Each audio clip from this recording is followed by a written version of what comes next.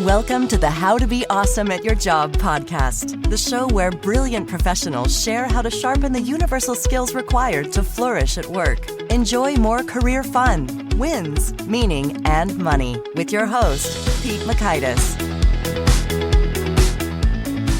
Hello, and thanks for joining us here for episode 888 with Marc Lesser. Marc has some masterful perspective when it comes to navigating conflict well and finding clarity within those tricky conversations and relationships. You'll learn 1, why we shouldn't be afraid of conflict. 2, the question to ask when dealing with difficult people. And 3, how to assess any relationship in 4 words. So if you want to check out the show notes or the transcript or the links to items that we've referenced here, please visit us over at awesomeatyourjob.com/EP888. Now, here's a little bit about Marc. Marc Lesser is a speaker, facilitator, workshop leader, and executive coach. He's the author of 4 books, including 7 Practices of a Mindful Leader, Lessons from Google, and a Zen Monastery Kitchen, and CEO of ZBA Associates, an executive development and leadership consulting company. Lesser helped develop the world-renowned Search Inside Yourself program with Google and was director of the Tassajara Zen Mountain Center, the oldest Zen monastery in the Western world. He lives in Marin County, California, and leads Mill Valley Zen, a weekly meditation group. Big thanks to Marc for sharing his wisdom with us, and big thanks to our sponsors. Check them out. One sponsor to check out is Harvard Business Review. This brilliant magazine, published at hbr.org, is the leading destination for smart management thinking. Fun fact, HBR has been mentioned in 108 episodes of the show. That's because HBR has great stuff that comes up often. They've got explainer videos, podcasts, real-world case studies, and much more. I think of HBR each night that I put on my special orange glasses. Their article, Will Blue Light Glasses Improve Your Sleep?, revealed that those who wore them reported better sleep and a 7% improvement in work performance as compared to those who wore the sham glasses. So I cite HBR anytime anyone tells me that I look silly wearing them. Now, much of HBR's content is available for free when you sign up at their site. Subscriptions that get you unlimited content cost $10 a month. If you visit hbr.org/subscriptions and enter the promo code AWESOME, you can save 10% off of that subscription. Again, to save 10% off of your HBR subscription, go to www.hbr.org/subscriptions and enter the promo code AWESOME. And big thanks to our sponsor, Acorns. Acorns makes it easy to start automatically saving and investing for your future. You don't need a lot of money or expertise to invest with Acorns. In fact, you can get started with just your spare change. Acorns recommends an expert-built portfolio that fits you and your money goals, then automatically invests your money for you. NerdWallet.com, whom I love on these sorts of matters, gives Acorns a whopping 4.7 stars and says, quote, if you want to make the most of your spare change, there's no better place to do that than Acorns. Head to acorns.com/awesome or download the Acorns app to start saving and investing for your future today. And we got a legal disclaimer here. It may not be representative of all clients. Tier 1 compensation provided. Compensation provides an incentive to positively promote Acorns. View important disclosures at acorns.com/awesome. Investing involves risk, including the loss of principal. Please consider your objectives, risk tolerance, and Acorns' fees before investing. Acorns Advisors LLC, Acorns, is an SEC-registered investment advisor. Brokerage services are provided to clients of Acorns by Acorns Securities LLC, member FINRA/SIPC. For more information, visit acorns.com. One sponsor to check out is Storyworth. Whenever I'm thinking about meaningful Father's Day gifts, Storyworth leaps to mind. Storyworth helps you preserve precious memories and stories from your father for years to come. Each week, Storyworth emails your loved ones a thought-provoking question that you get to help pick, such as, what's the bravest thing you've ever done? I personally love the prompt so much that I have refreshed Storyworth's questions page many times looking for more. Storyworth makes the writing process super quick and easy. All your loved one needs to do is respond to that email with a story, and then you get a quick copy of that. And after a year of this fun, Storyworth compiles your loved one's stories and photos into a beautiful keepsake hardcover book that you'll be able to share and revisit for generations to come. Families love Storyworth so much, they've got 25,000 five-star reviews on Trustpilot and have millions of stories preserved. So give all the fathers in your life a unique, heartfelt gift they'll all cherish for years. Storyworth. Right now, you can save $10 on your first purchase when you go to storyworth.com/awesome. That's storyworth.com/awesome to save $10 on your first purchase. Now, here's Marc. Marc, welcome to How to Be Awesome at Your Job. It's great to be here. I think it's really important to be awesome at your job. Oh, thank you. Well, and I think you've got something to say that'll be helpful in that quest with your latest book, Finding Clarity, How Compassionate Accountability Builds Vibrant Relationships, Thriving Workplaces, and Meaningful Lives. That's stuff that we're into over here. Yeah, and I think it's no small thing just to have the aspiration to be awesome at your job. I've noticed Cynicism is easy. Awesome requires work. Well, it's funny. When I was doing the original research to put this together, I was using some survey tools and trying to get a sense for it. Does anyone care about this thing I might want to make? Because I don't want to build something nobody wants. I've learned that lesson about 4 times. And it was about 4% of people were 10 of 10 extremely interested in listening to such a show. And so that means 96% were not. And I don't blame them. I mean, there's a lot of different domains of life to focus on or to be awesome at. And sometimes people just want to leave work at work, and that's okay. At certain times and seasons. Yeah, well, not saying anything everyone doesn't know is that we spend a lot of time at our work, and any place where we spend a lot of time, man, we should be awesome. Oh yeah, that's the vibe, I think, with me and listeners. That it's just more fun being awesome, discovering how to be more awesome, contributing to awesomeness in others, and it's a beautiful thing. Yeah, it is. It is. It's a great word, awesome. Well, what's funny is I you just got me going. I almost deliberately chose it because it was a little bit radical, even because I remember one of my first speaking engagements. I was talking to I think the Illinois CPA Society, so a bunch of accountants, and there was this partner who was talking about professionalism, and she said, "I, for example, would really not appreciate it if a youthful member of my staff were to say that something was awesome, for example." And I thought, really? Because I love that. So I guess I'm sticking it to her. No, I wish her the best. I really do. But I think it conveys a little bit of a vibe. It's like we're going to be ever so slightly irreverent, and we'll be professional enough to be passed along with your teammates and colleagues, but hopefully edgy enough to keep your interest. Yeah. Awesome is way up there on the continuum of aspirations. Awesome's pretty high up there, but I think it's good I'm a big believer in the importance of being aspirational. Yes, me too. And Mark, it's funny. Usually we spend the first couple minutes me learning about you. But look at you. You've got some compassion and some vibrant relationship building action going on over there. Yeah, well, we're just kidding. It took us some time to get past the title of the podcast, but I think we've almost achieved that. Well, so speaking of titles, you've got a fun one. You were once the director of a Zen monastery. What's the story here, and maybe some cool experiences from that role? Yeah, that was kind of an amazing experience. My 1-year leave of absence from Rutgers University when I was back in my college days, that 1 year turned into 10 years of living at the San Francisco Zen Center. And 5 of those years were at this amazing place called Tassajara Zen Mountain Center, which is in the mountains in Central California. And it functions as it's funny, I have to be careful, traditional Zen monastery. Very traditional in certain ways, in terms of the schedule, based on kind of some ancient processes and formations of a Zen practice, but also California, men and women living together, children living at this monastery. But traditional in the sense that, we got up early in the morning, 3:40 a.m. wake-up bell, and a lot of meditation, a lot of study, a lot of ritual and being together, but also a lot of work.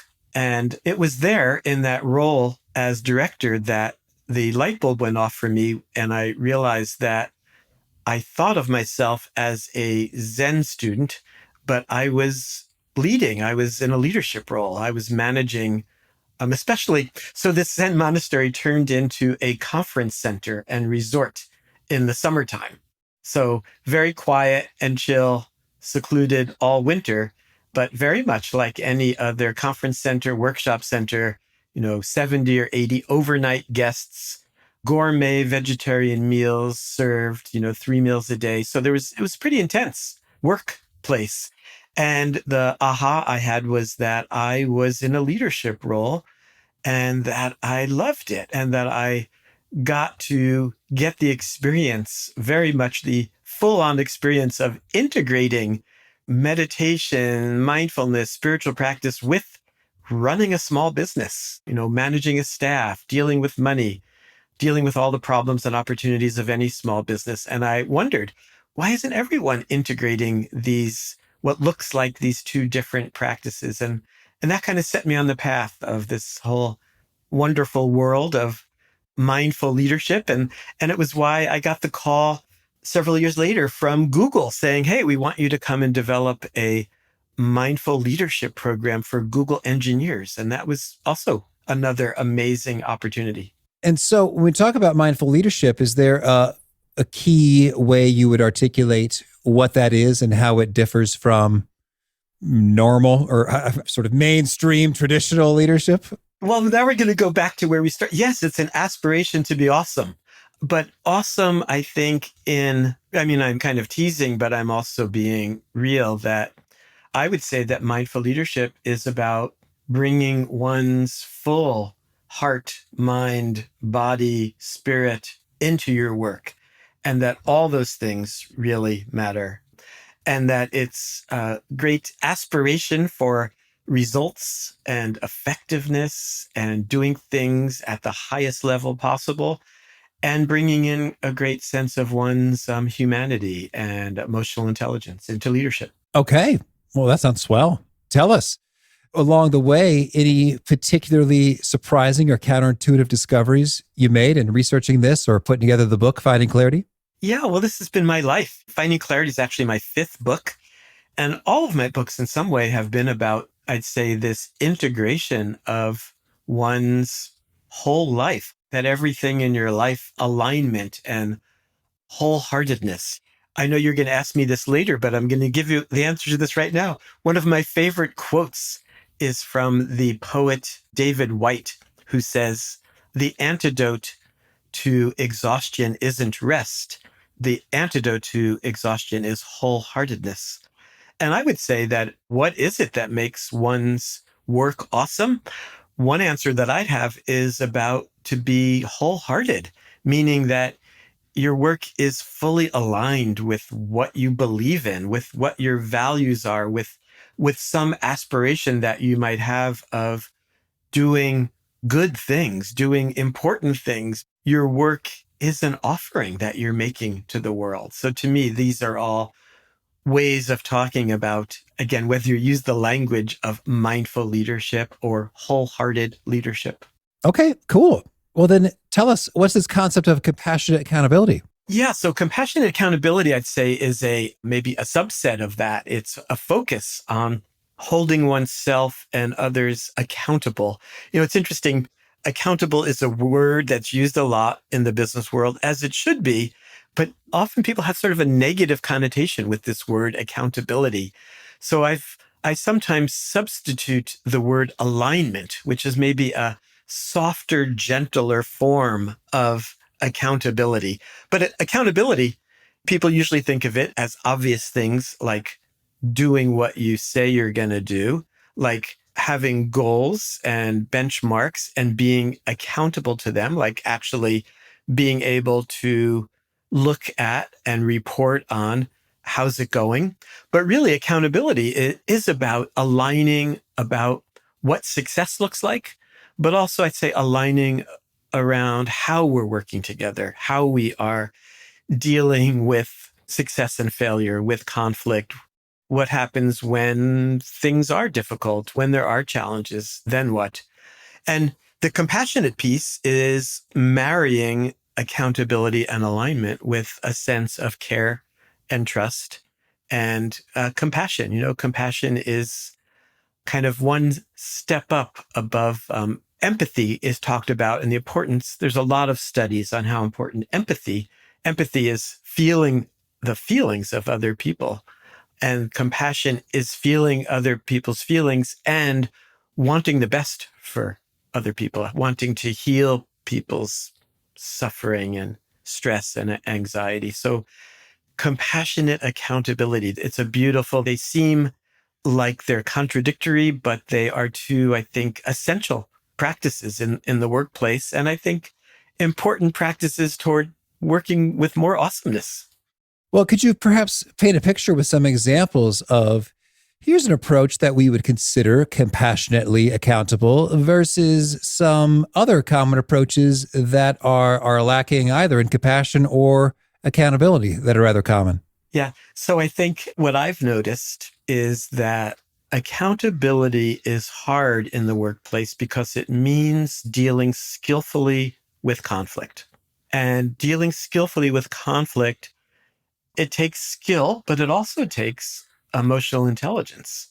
So often, whenever there are gaps in people not meeting certain goals, they might be financial goals, they might be product goals, they might be, you're trying to build a team or roll out a particular product.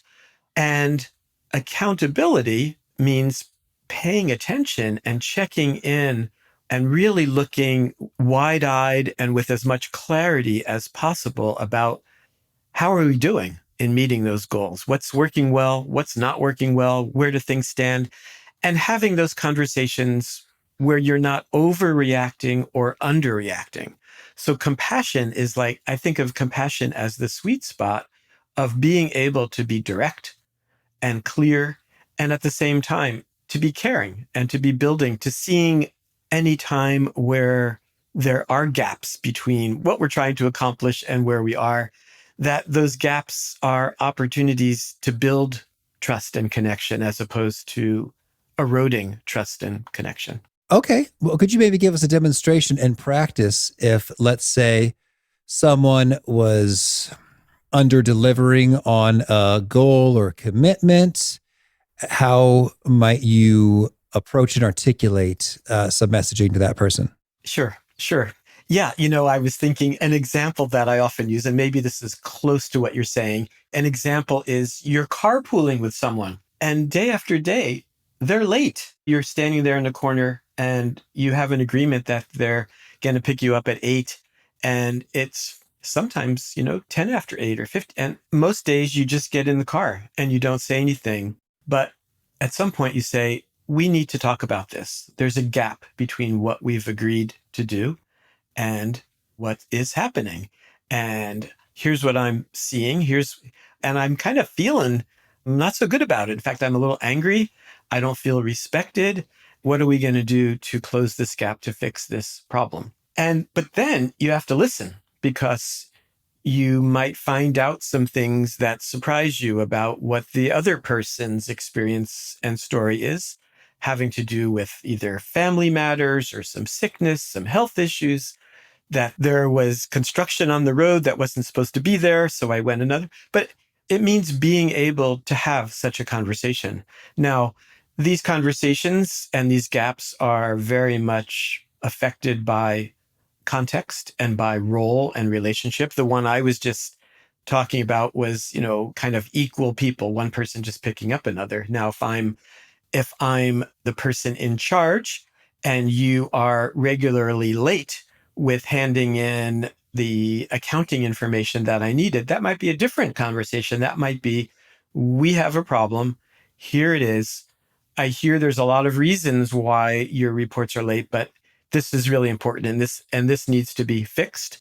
Do you need some support? Is there something I'm missing? So the compassion piece might be caring enough to ask, hey, do you need some support? Understanding what the problem might be, understanding why these accounting reports are regularly being handed in late, maybe being willing to help support and fix them. So that's the compassion piece. The accountability piece is bringing it up and talking about it and having the clarity and the skill, the directness to just say, we've got a problem here. We need to talk about this. And it's amazing how often that doesn't happen. It certainly doesn't. Can you share some key drivers as to what's behind it happening so rarely? I think people don't like conflict, right? People are often afraid. Is this person going to be mad? I think we all want to be liked. We all want to be loved. We're afraid, if I bring this up, is it going to make it worse? It's not really going to fix the problem anyhow, or any set of stories about, I think, fear of making it worse. Or I've noticed often people just give up. You might bring up a conversation and it didn't go the way you wanted it to, and you stop having those conversations and just go home and complain to your spouse, or just let that ulcer build, let those stressors Yeah. And I think this is how not to create an awesome workplace, is to not face into the gaps, right? And not just in work, I think in all our relationships, right? Not only do I want to be awesome in my work, I want to be awesome in my marriage. I'd like to be awesome as a father. I'd like to be awesome as a brother. And it means actually leaning into, what does awesome look like? And what are the gaps between what I'm feeling and observing and seeing now and my own desire, my own aspiration, my own vision for what awesome looks like, right? So there's the kinds of examples I'm giving. Awesome looks like agreeing on when we're going to get picked up and it actually happening, or agreeing on when those reports are going to happen. But they're also, I think, about that we're working together in a way that feels supportive and energetic and clear, maybe even fun, at least enough fun. Yeah. So being able to hold those aspirational visions and to work skillfully with others in working to close the gaps in order to make things, if not better, maybe even awesome. Okay. And I'm curious, do you have any pro tips if someone is having that thought, like, okay, probably got to say something about this issue, but I'm scared. I want them to like me. We might make it worse. Last time that didn't go so well. If we're in that loop of self-talk, do you have any, I don't know, statistics or data or reframes or wisdom to help us get over the hump? Yeah, there's many, many pro tips. Here's one of my favorites.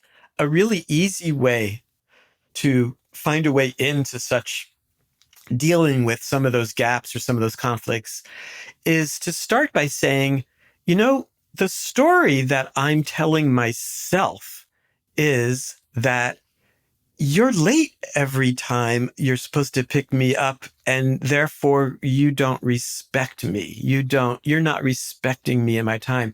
That's the story that I'm telling myself. So it's a way of, I'm taking responsibility. This is something I'm experiencing and seeing. I'm not blaming. I'm not coming after you saying you blah, blah, blah. You don't respect. No, it's like, this is something, the story I'm telling myself is really, again, this isn't for every situation, right? But one way to start the conversation is by leaving the blame. And often what happens is, by the time we have these conversations, there's some anger built up, there's some resentment built up. And it's usually not very skillful to start these conversations with anger or blame, but to start with, here's what I'm noticing, here's what I'm feeling, here's what's happening with me. And I'm curious, what's happening with you? What story are you telling yourself? What's happening with you? And what do we need to do? What do we need to do to close the gaps? Or here's a request I have for how I think it would go better in the future. Any one of those. Those are all a few different tips there. That's great. And I imagine when you open that way with a story I'm telling myself is that you don't respect me and that's why you're late, it's probably pretty rare that your counterpart says, you're right, Mark. That's exactly what's happening. I don't respect you and that's why I'm late. Yeah. Part of the other answer, I think you were asking about, like, why don't we have these conversations? But I think most people are incredibly vulnerable. And we all have, I think, a pretty well-developed inner critic, inner judge. And we're hardwired to be very cautious and careful. And we don't want to be hurt. It's almost like a kind of death, right? To be vulnerable enough to show how we're really feeling, to show our vulnerability, to show that we feel disrespected or we feel not seen. All of that comes up. And so often it's not actually what's happening. It's not real, but it's a little bit unnerving, a little bit vulnerable to come forward with things where we feel, where we're being let down or hurt or challenged, any of those things. Okay. That's beautiful. Thank you. You've got a number of great tidbits in the book. And so I'd love to hear your view on how we could shift our thinking associated with quote unquote difficult people. Well, this is where I think I tell the story in the book of often in public trainings and workshops, it's not unusual that someone will ask, how do I deal? Give me some tips for how to work with difficult people. And I often will wonder if the person asking the question is one of those difficult people. Now, I think I have to say, of course, there are difficult people. There are people who are toxic, just go around leaving trails of stress. But such people, I think, are very, very rare, are very small, minuscule percentage of the population. Mostly what we're talking about is our bosses who just don't act the way that we want them to all the time. Our coworkers who, again, are doing things differently than that in some way we're not as comfortable with. There are many, many situations where anytime things don't go the way we want them to, we can then label those people as difficult people. Now, I've been CEO of a few different companies, and I make it a habit to do anonymous surveys of my employees. And I've learned that I'm perceived, hard to believe, but some people find me difficult. So what's interesting is that some people who work for me feel that I don't include people enough and that I'm making decisions too quickly, not being inclusive enough. And other people find me too inclusive, too slow, asking for the input. So it's like, man, we all see the world through different lenses. So I think this is the key to, I think, working with so-called difficult people is to start by being curious about what lens am I seeing the world through and what lens are these other people seeing the world through that's making it difficult and challenging for me. And this is chapter 1 of my book, Finding Clarity, is entitled Be Curious, Not Furious. And this, I think, is maybe step 1 about working with these so-called difficult people is noticing if you're furious, noticing feelings and anger and emotions that are coming up, and to start by being curious about yourself. Start by being curious about, wow, this has a real charge for me. I wonder what that's about. And also a key thing about working this issue about difficult people is to not confuse impact and intention.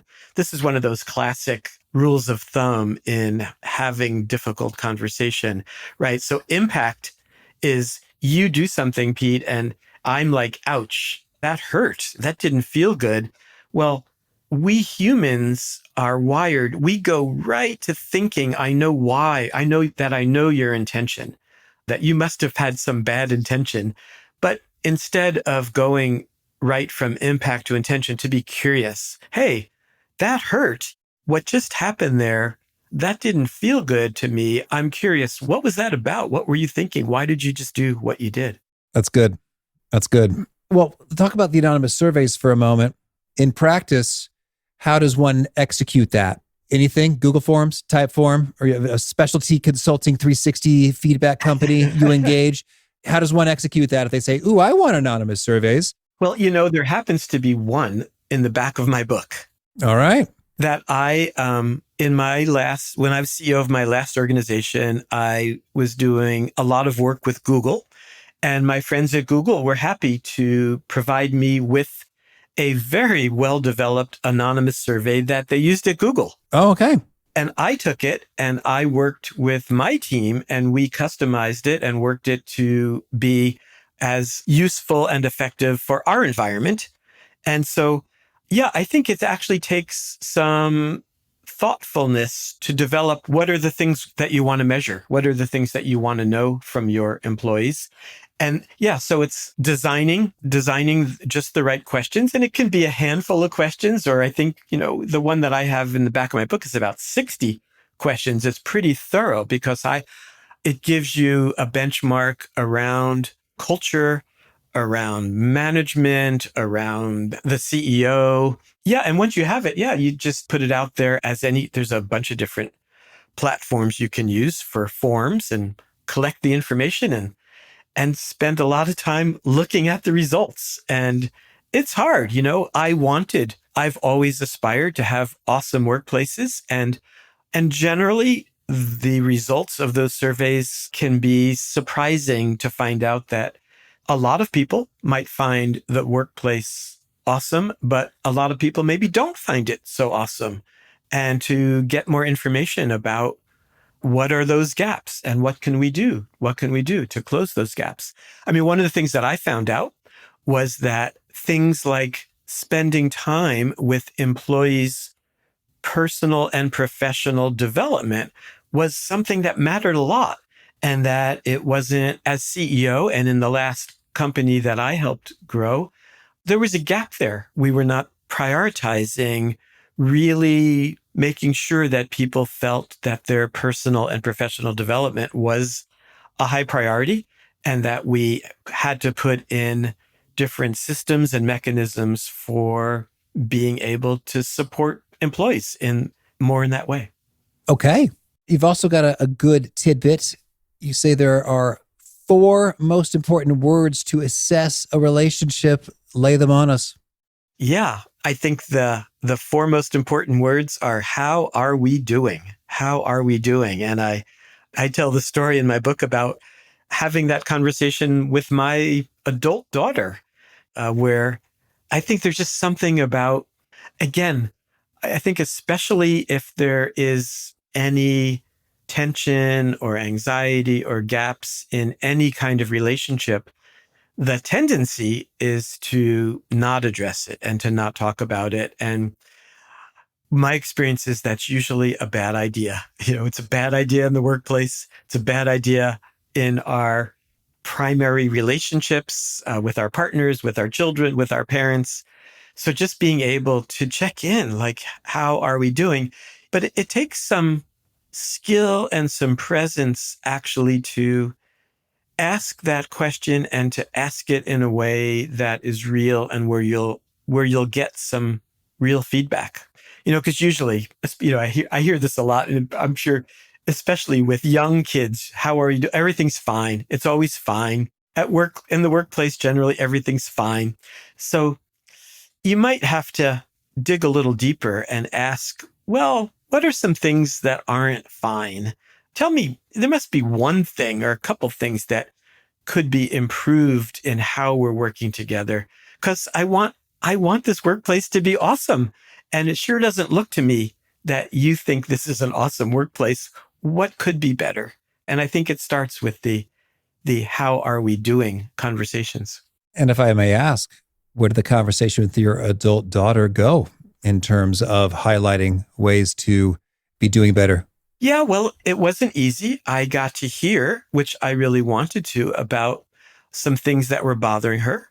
There had been some challenging miscommunications that happened between me and my daughter. And so I suspected there were some lingering feelings, some gaps, some resentments, and I got to hear about those things. But I felt like talking about them and airing them was really important, as opposed to shoving them under the rug or pretending that they didn't exist. And I also got to express how much I appreciated my daughter being able to tell me about things that were bothering her. And I let her know, that's really important to me. I want to know that. And I got to express my own sense of, how important that relationship is and how much I loved her and how much, all that good, wonderful, yummy stuff that we get to do with our children. Mm-hmm. Okay. Well, I'd also love to get your view of when it comes to storytelling, that could be an effective means of producing compassionate accountability and awesomeness in environments. Any perspective on how we can share and receive stories all the more effectively?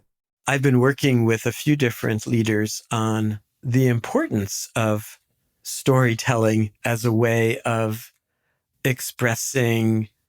I think it's a really important skill to be able to express a vision, to be able to tell stories about things that were awesome, things that were successful, specific stories about what customer engagement, employees that went above and beyond what was expected to do things that were amazing, and to tell stories about failures and breakdowns and what happened and what we learned.